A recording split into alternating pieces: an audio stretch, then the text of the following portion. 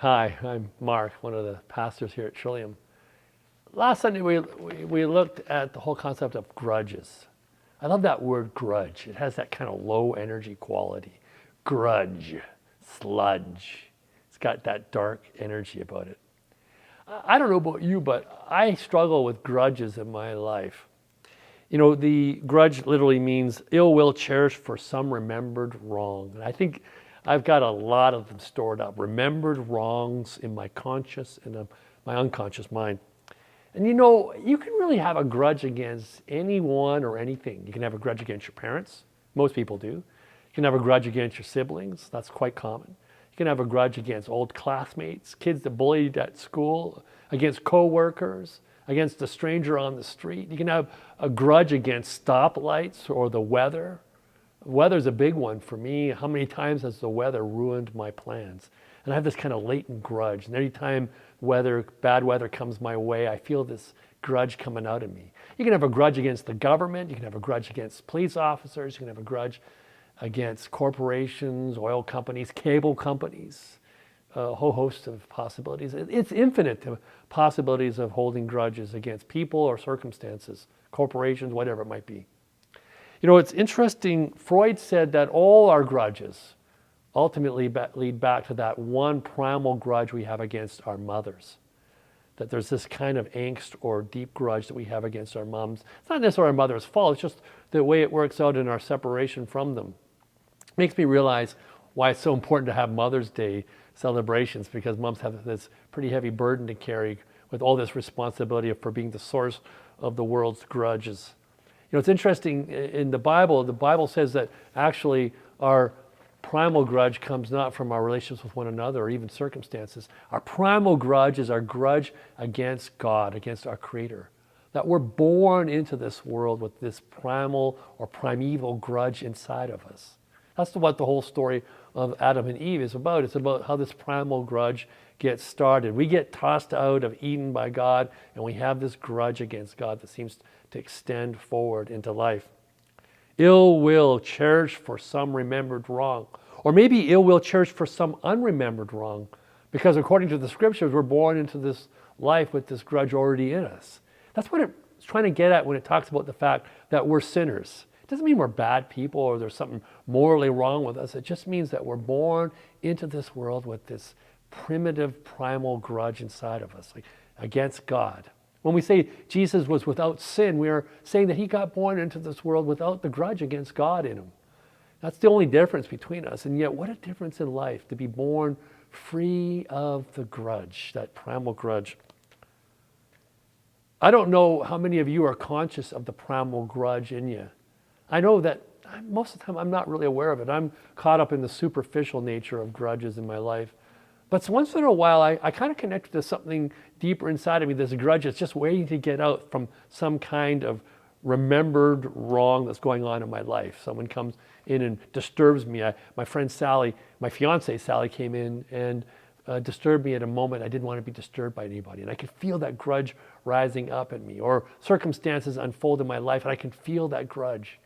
And I would really encourage you to start becoming conscious of the fact that that superficial grudge may be not what you're really mad about or even frustrated by. It may not be the remembered wrong that's driving your life. It may be something much deeper than that. As I say to you, what would it be like to live life without that primal grudge, that remembered wrong in us?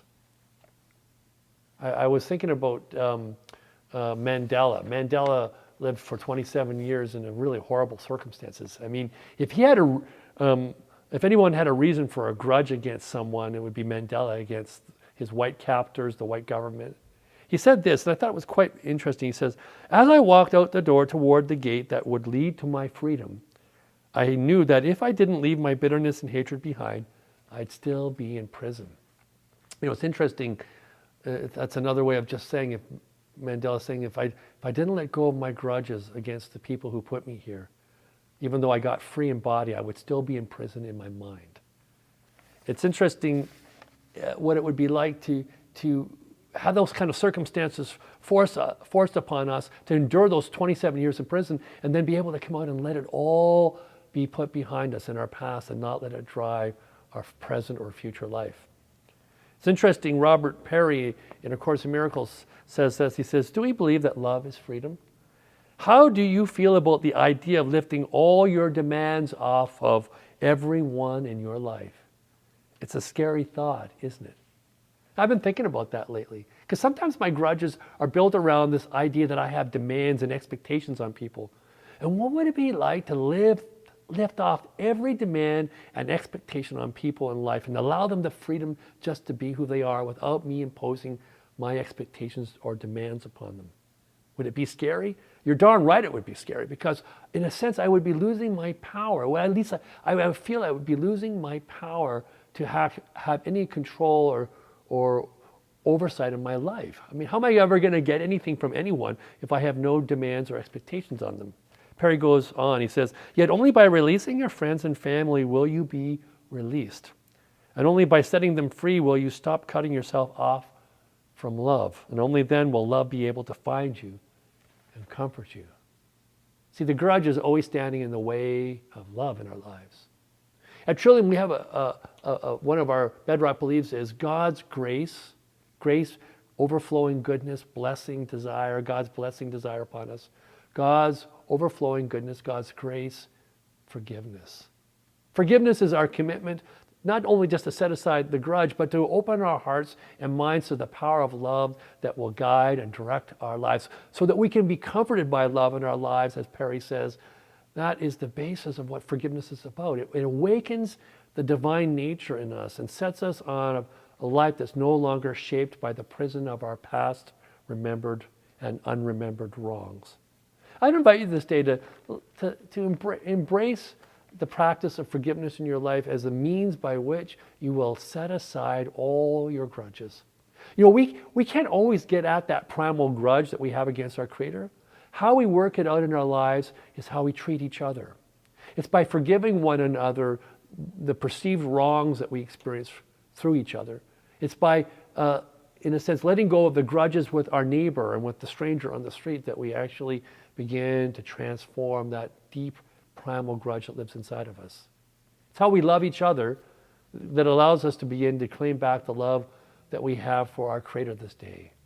And I pray that you'll embrace that way for your life and live it out by setting aside the grudges that live in you. There's so many other ways of responding to a circumstance. The grudge is no longer to be part of our vocabulary. I pray this for you this day. Go in peace. Go in the grudgeless way of life that Jesus has brought to us.